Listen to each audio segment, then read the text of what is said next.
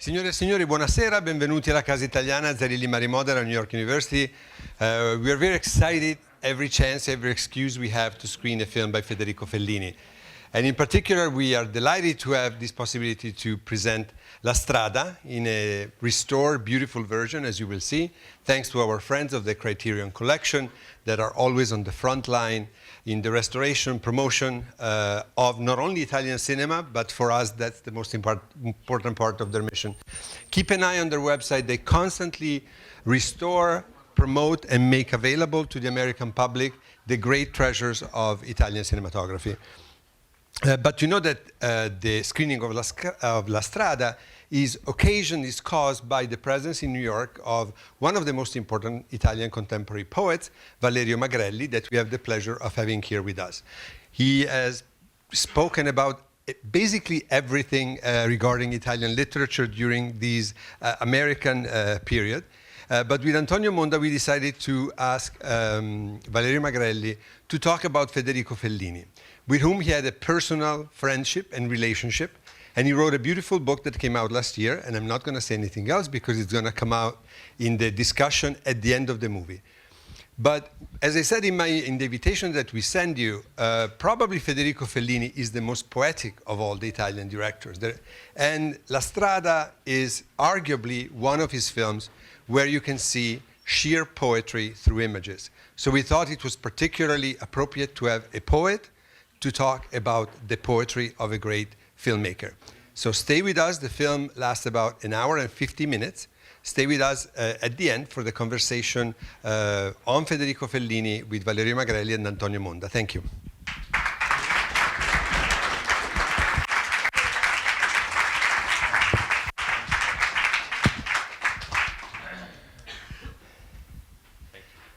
One would need a few minutes before starting speaking after seeing a film like this, but the show must go on, and we have the fortune of having a wonderful guest with us tonight that, as I mentioned in the brief introduction, is not only one of the major Italian poets, Valerio Magrelli, but is also somebody who had the fortune of knowing personally Federico Fellini and of sharing a beautiful friendship that he narrated in a book recently published. Valerio Magrelli also teaches at the University of Cassino, and he shares with Antonio the collaboration with the Italian daily La Repubblica. Valerio from Italy and Antonio here from New York. The book that is published by Magrelli on Fellini is entitled Lo sciamano di famiglia. The family, it's a shaman, right, in English? Yes. And I'm going to mention a couple of collections of his poems. Natura e venature, Nature and Veinings would be the English translation. Esercizi di tipologia. And among the prose works, because Magrelli is not only a poet, but he also writes fiction, we remember Nel condominio di carne in 2003, that has been recently published here in the US as the condominium of flesh in this year, in 2016. Antonio Monda, as I always say, is on this stage almost more than I am, and I thank him for that.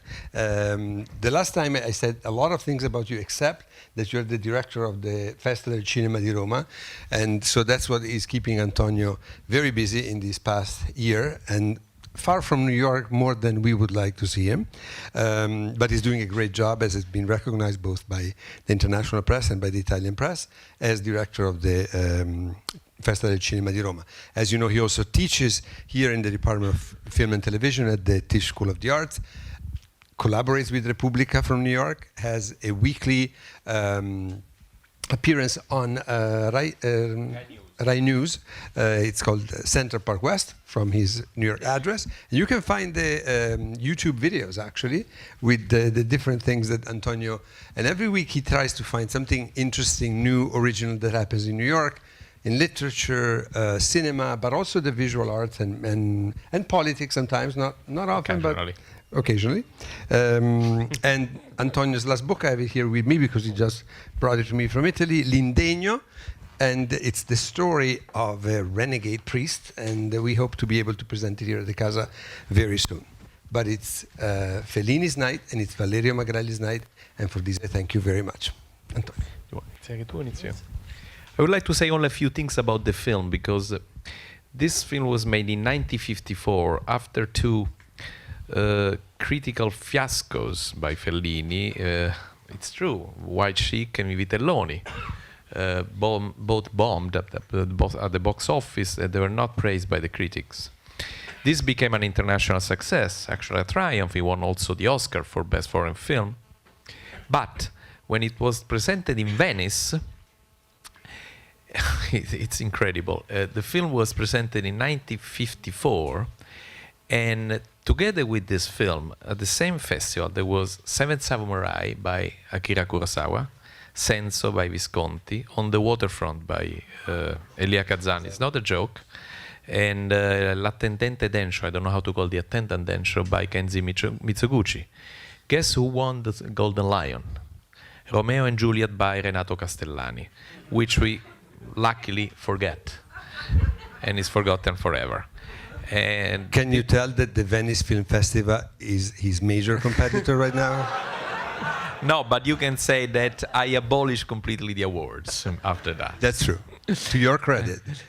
And even Giulietta Mazzina was completely ignored by the critics, by the jury. And the president of the jury was Italian, by the way. It was Ignazio Silone. And I'm shocked to understand this. Now, let's go to the film.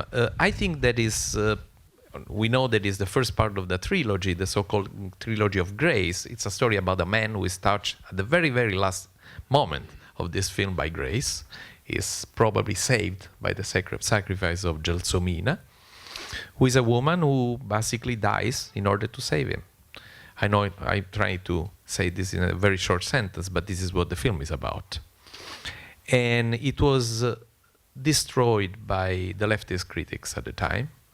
It's incredible to realize this, but it was considered a betrayal of neorealism, a betrayal of social issues, because the film clearly leans towards magic realism, and in particular by a leading critic of the time, Guido Aristarco, who was the head of Cinema Nuovo, who, by the way, can I say this? He at the university, and I studied, not with him, but I studied at the time when he was a professor. He forced the students to study in a book called Marx e la critica cinematografica, Marx and cinema critics. And you understand how far, no, it's not a joke, it's true, it's true, how far he could be from this kind of films. But later, the film was discovered, in America, I must say. As I said, it won the Oscar for Best Film. And now is considered among the greatest Fellini's film. I don't, personally. I think that Nights of Cabiria in the Trilogy of Grace is a better film. But watching it again, I was shocked. Il Bidone, which is made in the middle between La Strada and Nights of Cabiria. How many touch of genius has this film? For example, the moment when Zampano meets that widow who wants to give him the clothes, and you understand soon that this story will end sexually between the two. But the woman is not flirting, or at least she's not flirting until a certain moment. She's not particularly attractive. She keeps talking only about how much she works, and she understands that that's what he understands, what he likes. Second, there is another moment which is probably the pivotal moment in the film when when Gelsomina and Il Matto, played by Richard Basehart, talk about what has purpose in life. And he says, if these little pedals, the little brick has no purpose, nothing has purpose, not even the star, and not even the stars. And it's great to see at the very end Zampano looking at the stars before crying. You see many things that became later Fellinesque. The presence of nuns, priests, a lot of Catholic imagery, the circus, of course, the names. Yes, the overweight people, the dwarfs, strange names. Everything was shot around Rome, near the Viterbo area, and something near the Lago di Albano, the Albano lake that you see at the very end of the film. So I don't know if it's one of the greatest Fellini masterpieces, but definitely is the film that, after I Vitelloni, which was completely ignored by the audience, launched his international career. As we were saying before, Fellini would win 5 Oscars. One is honorary, and 4, for this film, the second one for Nights of Cabiria, the third one for La Dolce Vita, I think, and the fourth one for Amarcord. At the beginning of the production, Carlo Ponti was the producer, proposed Sofia Loren for Gelsomina. This is not a joke as well. And of course, the other producer, Dino De Laurentiis, said, no, not Sofia, I want Silvana Mangano in the film. They were both married to that. So, considering that one of the lines is the film, you look like an artichoke, you can imagine delivering that line either to Sofia Loren or to Silvana Mangano. And of course Fellini won, and he imposed his wife, and he did the right thing because I think she's magnificent. And he asked her to play like a Chaplin character. He looks like Charlie Chaplin, clearly, no? It's a clear homage to Chaplin, whom Fellini considered the Adam of cinema, which is a great definition. At the beginning, the character of Zampano was for the character of Zampano, Fellini had in mind Bar Lancaster. But then Lancaster was busy, and De Laurentiis had the idea of Anthony Quinn, which was a brilliant idea, but only because he was under contract. So most of the films are made only by chance. Anthony Quinn was under contract with De Laurentiis, was doing another forgotten film called Attila the Hun. Yes. And always barbarian. Always barbarian. And he was cast, while Richard Baser was in Italy because he was having an affair with a woman that he later married, a wonderful actress, Valentina Cortese. So I stop here, and now I give the word to my friend Valerio. It's a pity that you stop, because I like you with so pleasure. Well, I teach French literature, so excuse me for my English. Well, about this film, I have to say that I've seen it 50 years ago, and I've completely forget the film. I thought that the music, of course, but I thought that Zampano killed Gelsomina indirectly, but it's completely different. But it's so touching. I was really a little commosso, moved, and but in a way, Guido Aristarco, the Stalinist more than communist critic, was right, because it's a betrayal of.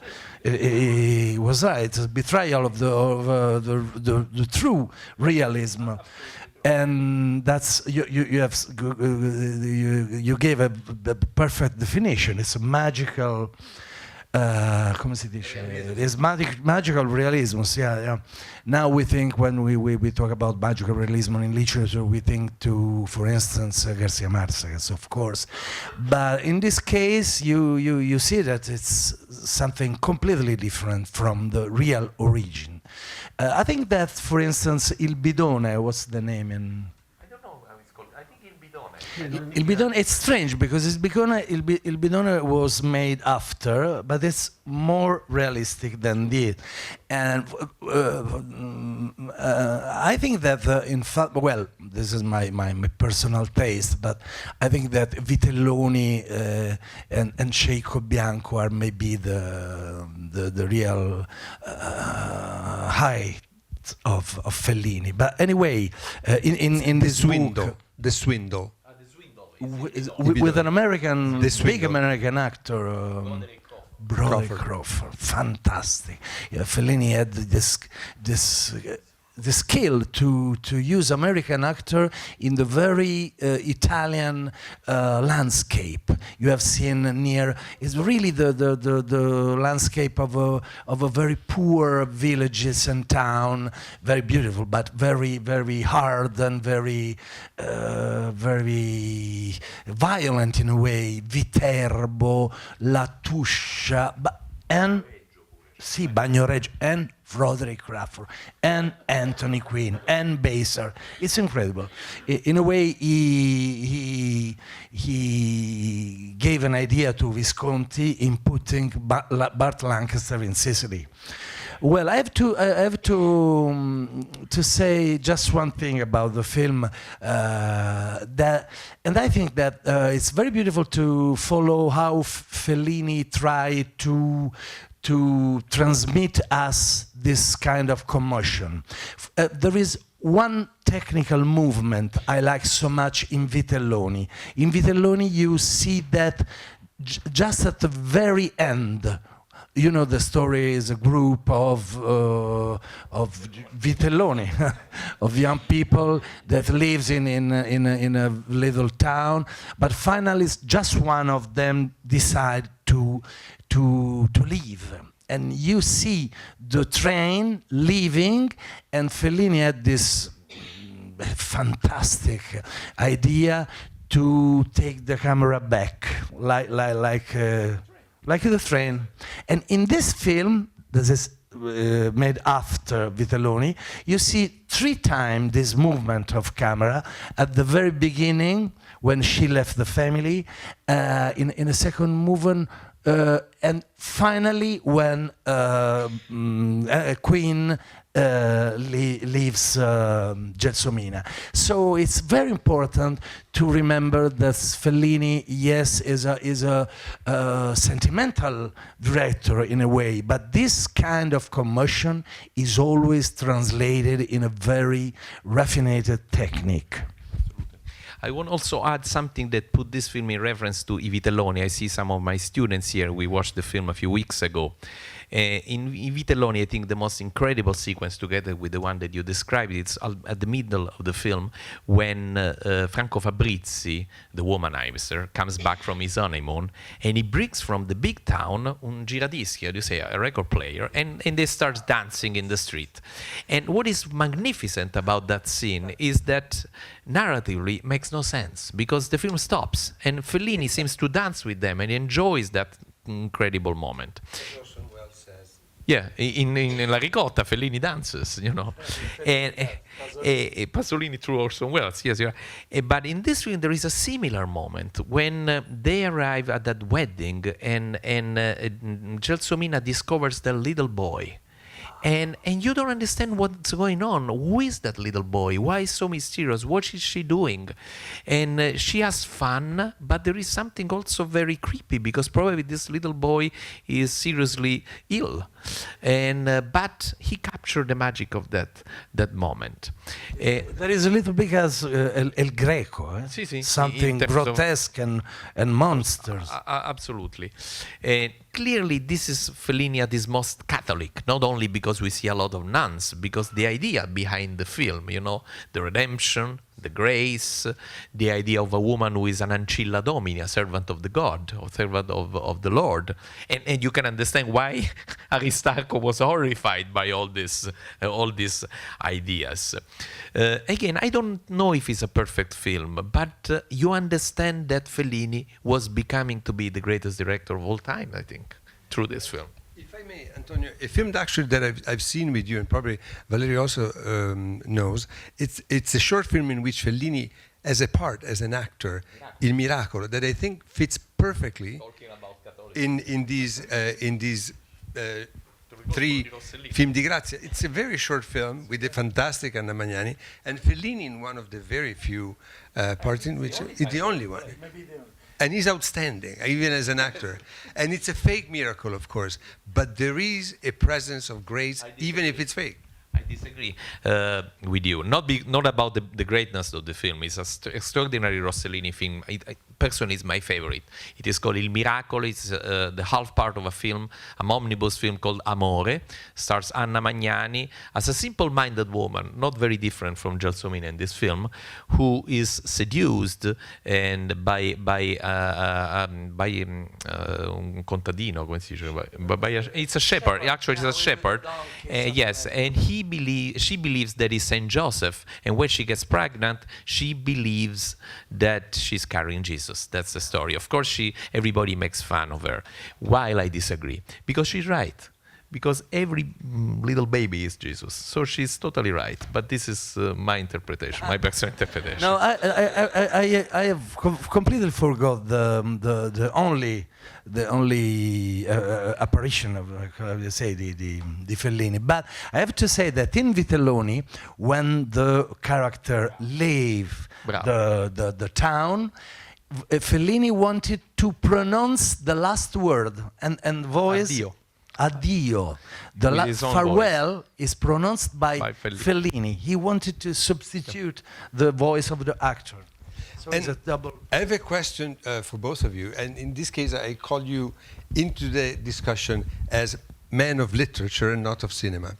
I said that probably this is the most poetic film of Fellini, and what you both were saying, poetry comes when there is the suspension of useful narrative, when you stop from narrating the story and facts that happen, and you have these magic moments like the dance in the street or the other part that you suggested here.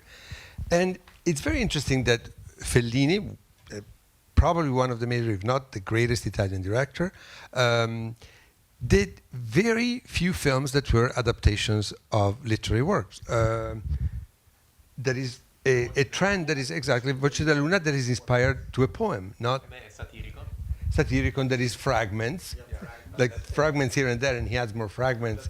But maybe Casanova in a sense from the Memorie di Casanova, but it's not an adaptation. But my question to both of you as writers and to you as a poet is, Italian cinema is very much based on literary adaptations. A lot of great directors work adapting works of literature, novels, both from the past and contemporary, into films. And Fellini sort of says, it's not my thing. Why do you think he didn't engage in that? And do you think that he wanted to reserve for himself the poetic element of literature by making films that were not indebted to any other literary work? It's just a question about him, literature, and the fact that his films are never adaptations. If you think directors like Visconti, and many others. I can say just a couple of things. For instance, first of all, if you think to Visconti or Rossellini, they had a strong culture, real deep history of lectures and so on.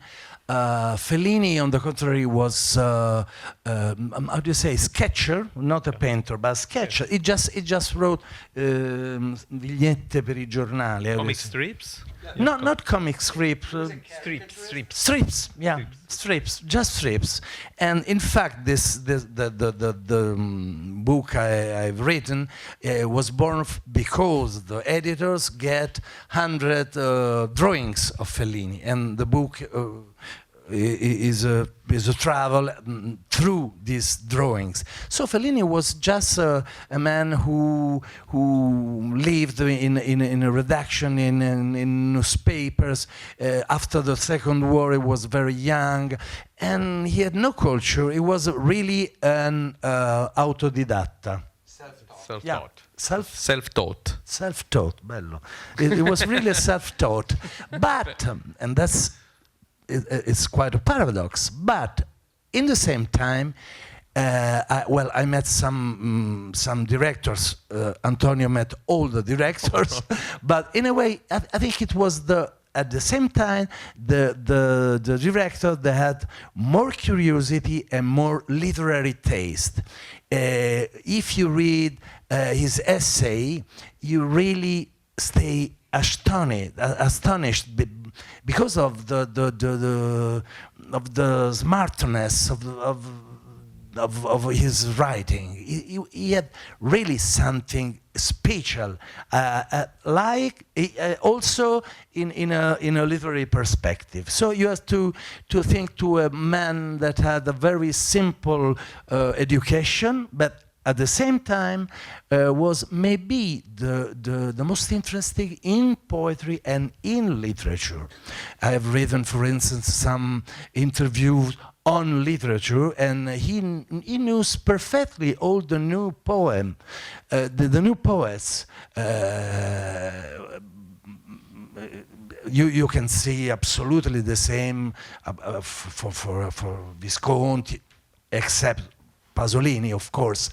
And so it was really a strange person. And to end, I think he didn't use books because he had a so strong necessity to expulse his own demons that he didn't need to use anything. I don't add anything because I think you already said everything. But I want to ask something that goes to, we start talking about your book. When I prepared for the Cretino collection, the DVD of Satyricon, I interviewed, what's his name, Luca Canali, who helped him in Satyricon as as a consultant. And he told me something that shocked me, and I want to ask you if you agree. Fellini was not intelligent, he was a genius. Do you agree? Absolutely.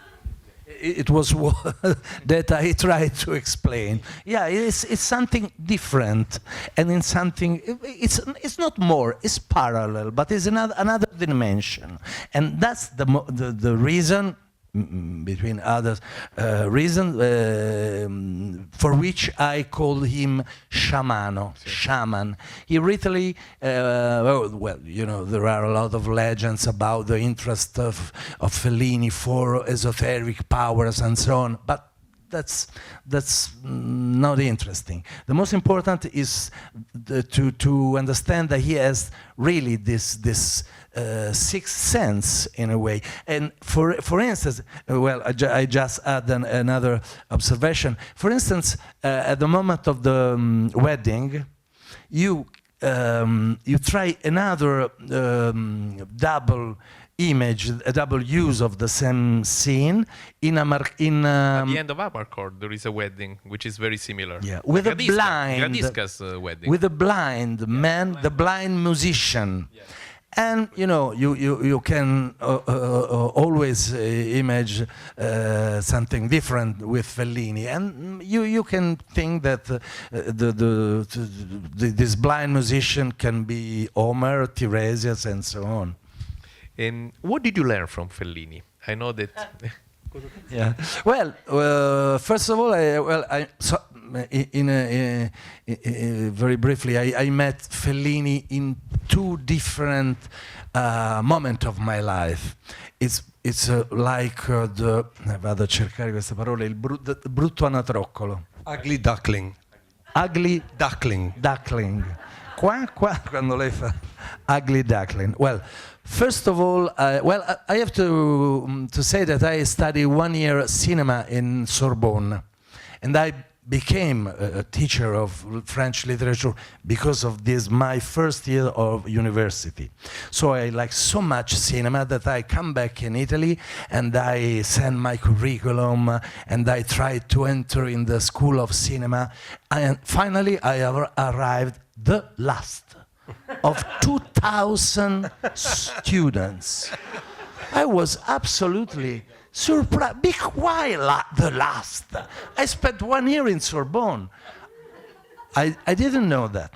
Anyway, as I say in this book, I learned that I had to speak the language of Italy. Recommendations. So my mother was a physician, was a pediatrician. But at the same time, and it was a strange story because I was born 3 years after La Strada, so 57. So in this period, that period, it was quite strange to be homeopathic. My mother became a homeopathic physician. One of the first, maybe the first.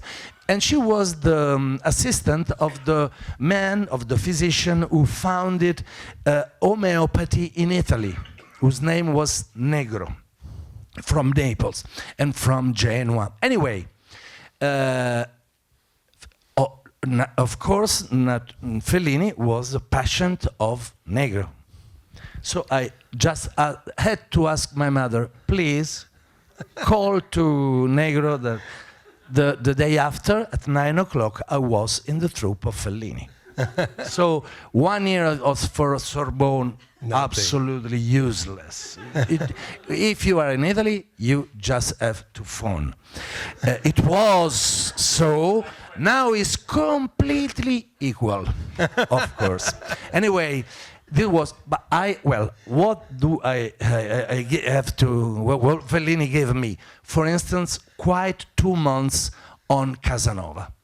And it was for me, well, I say all I've seen in Casanova. Well, and that's strange because when I was in Paris, in Sorbonne, I studied cinema. I was already interested in literature. So I was a student of Roland Barthes. And 10 years ago, I found an essay of Roland Barthes on Casanova. Fantastic. And that essay was given me by Paolo Fabbri, another student of Barthes. Anyway, 2 fantastic months spent in seeing Donald Sutherland, in hearing this fantastic music of Nino Rota, because all people speaks about Morricone, but the real, very great cinema musician in Italy is Nino Rota. That's my opinion. Finally, to come back to the ugly duckling. The most important thing Fellini teach to me was to stop with cinema. And I understood it was so difficult. In 2 months, I quite never seen Fellini because there was almost 300 assistants, and in the very center, like in an area of Dante, you know, we call it Gironi circle.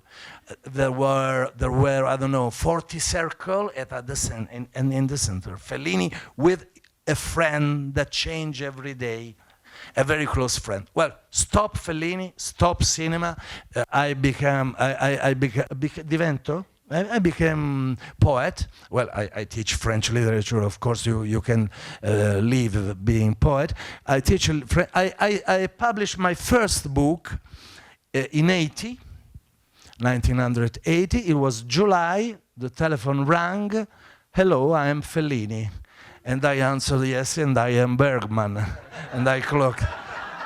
And the telephone rang twice. I said, but I am really Fellini. I was so full of shame.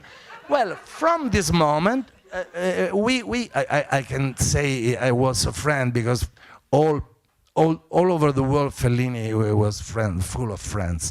But anyway, he invited me on the set of Ginger Fred, not big film. But I spent week, and then for 15 years, we see, well, he used to disappear for 5 years. I haven't never called Fellini, of course, but after 5 years, Valerione. And so on, and so on, and so on. So I can say I'm a friend, but I spent a lot of time finally in the center of this circle. And I've never said to Fellini that I was a very young boy brewing coffee and so on. But what fascinated me before I actually saw the book that I see today for the first time is that there was homeopathy, pornography, and direction. Tell us something about the pornography part. Because it's always juicy. And Well, pornography is fundamental because Fellini was one, well, not a painter, but quite a painter, and two, an obsessed. So, of course, I choose, for instance, I had more or less 150 drawings. I choose only 77. And this had a reason. There is a reason in that, because, you know, like a bingo, we have a very old kind of Italian traditional bingo whose name is tombola, always with 90 numbers. But this kind of play has a very deep roof in Neapolitans and Centro Italia cultures. So you like Apollodoro, like in Latin tradition, they use dreams to, like in Freud at the end, but they use dream to interpret future and reality, and to play to bingo. So if you, for instance, have dreamed, I don't know, a horse, you play 4. If you have dreamed a pope, if you have dreamed woman's legs, you play 77. So I choose 77 drawings of Fellini, and you can show that this kind of Fellini was obsessed, and I think not only Fellini as individual, but as a representative of a very particular generation. You know, in Italy they had bordelli, come si dice? Brothels. Brothels. And incredible. And it was useful for a young man, for old men especially, to go to a brothels. And in Roma, this kind of imagination, this kind of culture obsessed Fellini. And so pornography is one of the 3 center focuses of my book. Qual era? Sono le altre? Regia and homeopathy. And there is that incredible scene in Roma. Incidentally, Criticon is preparing now a DVD of Roma where he shows 2 different brothels, the rich man brothels and the poor people brothels. And you can understand that Fellini was not rich, so he could go only to the poor people brothels. I would say that we have time for a couple of questions from the audience, if there are any. On Fellini, La Strada, Valerio Magrelli. Yes, ma'am.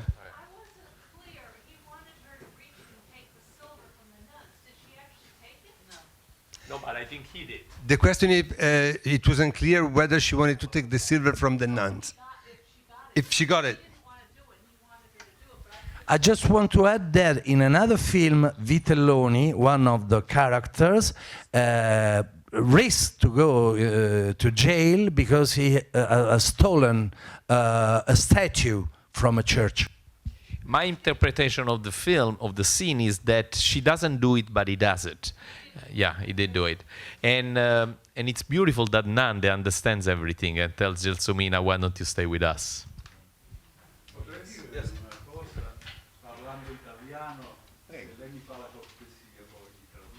Ci provo perché non sono bravo, ma ci provo. Va bene, prego. È un intervento un tantino polemico. Mi dica. Cioè, il fatto che il critico Aristarco abbia detto delle sciocchezze sulla strada di Fellini, sono fatti suoi. Io ho detto solo che l'ha attaccato, non... Non dico che lei ha detto che sono fatti suoi. Siccome l'amico poeta lo ha definito stalinista, io vorrei ricordare a questo esimio pubblico presente che in Unione Sovietica c'è stato un grande, forte movimento futurista. Il futurismo è nato come corrente, diciamo, artistica, figurativa nell'Italia fascista. Ora, questo futurismo si è sviluppato nell'Unione Sovietica di Stalin. E le dirò, nel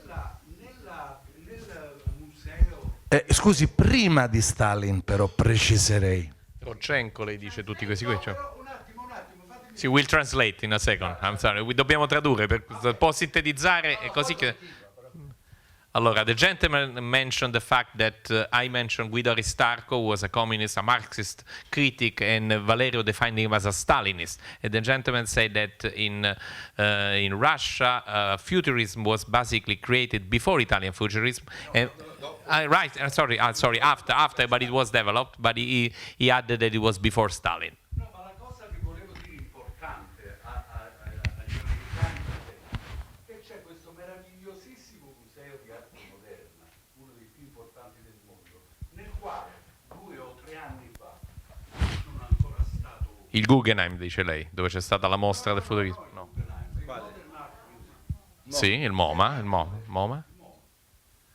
Ci sono stato 2 o 3 anni fa e ho visto in alcune teche fior di letteratura futurista,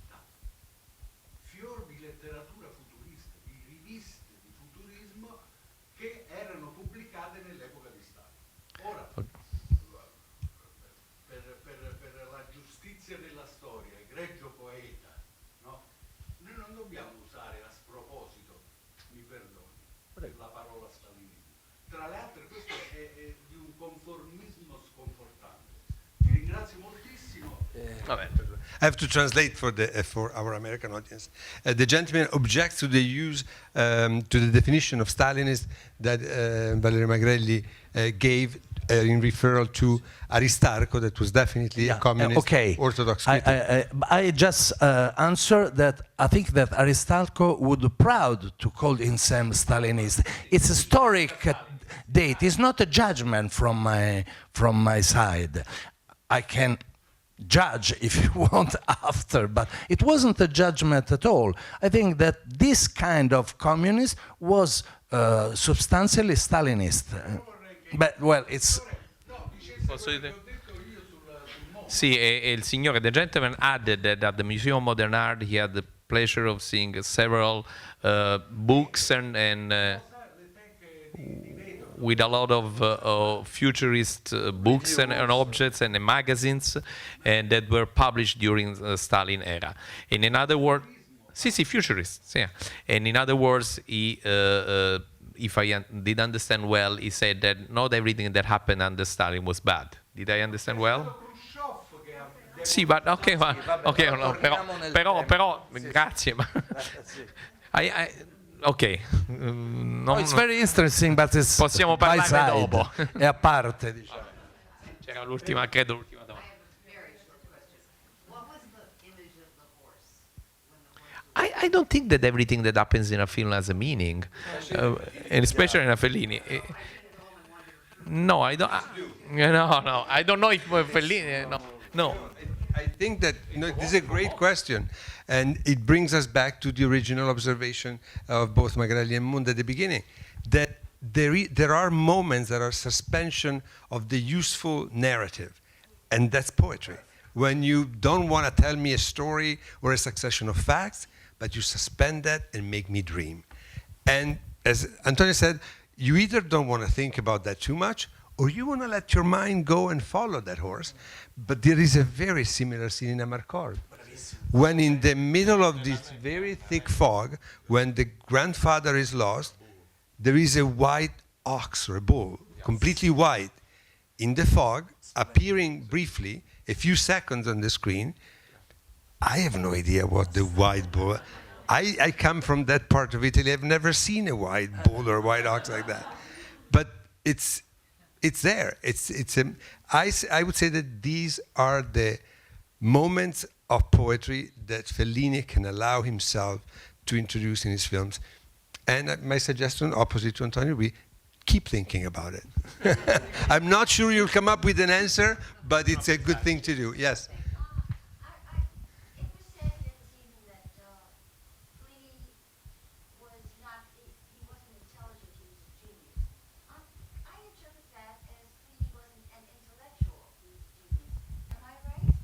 Valerio my knew him opinion, much yes, better. it was not an intellectual. It was a genius. It was a taste. It had a taste that you can't even modify because he was really to explain what Fellini is to me, I use another film, quello dei, mamma mia, ce l'ho scritto lì, La storia. no, la storia. There is a. Have you seen The Martian, for instance? There is a planet with a father and a daughter that use the engines of a dead civilization. To do what? To do the. It's important because. Yeah, avanti. You reminded me a very nasty and vulgar answer that Billy Wilder, another great artist. Prometheus was another great artist and not an intellectual who was asked, I'll try to say it not in a nasty way, he was asked at the end of Sunset Boulevard what the chimpanzee means, and he says he sleeps with the woman. He said it in a different way. Poi me lo devi dire perché non mi sono distratto. Frank Berkeliod, 1956, Proibito, the Forbidden Planet. For the Forbidden Planet. You know which by is Criterion Collection. Can you say the plot? No, vaguely, Well, yes. in a way, Yeah. this scientist lives in a planet in which a precedent civilization had left an incredible system of engines, like an atomic energy, that works with the nightmare of the inhabitant. So in other words, the nightmares produce energy. The nightmares and the dreams of the inhabitant produce energies.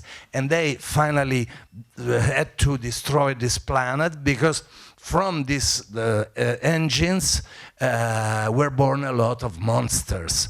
And I said, in fact, the first title of the book, before The Shaman, was Fellini is the Big Machine.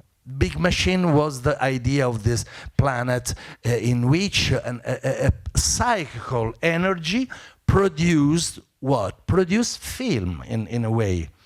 So this is the model, the analogy closest to Fellini I could do.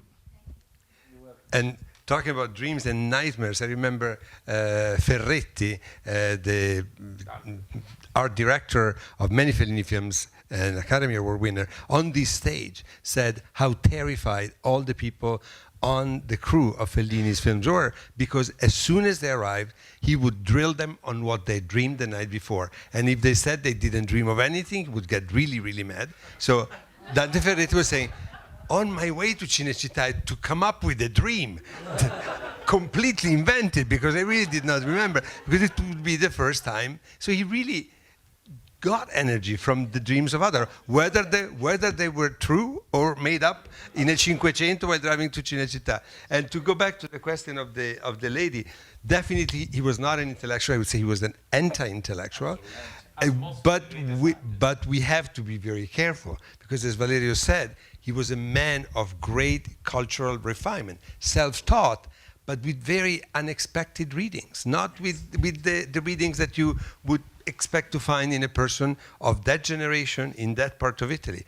So it's an anti-intellectualism that was somehow snobbish on a certain level. Like when they asked him if he had seen the great films of Kurosawa or the great international masters, he said, no, I've seen a couple of Buster Keaton, Charlie Chaplin. So he would never mention like Griffith or all the other gods of the pantheon of international cinematography. Of course he saw them. Of course he knew them.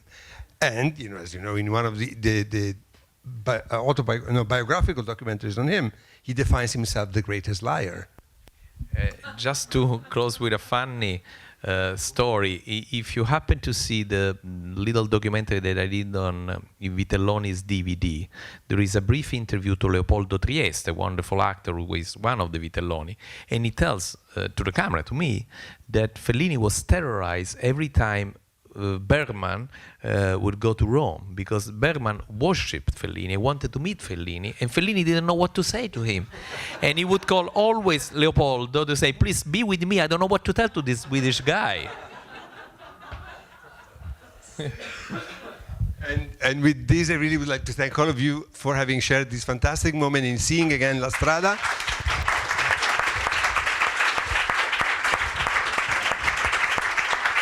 And especially thank you to Antonio Monda, a faithful friend of the Casa, and to Valerio Magrelli, a new friend of the Casa, who helped us see Fellini with the gaze of the poet. Thank you very much.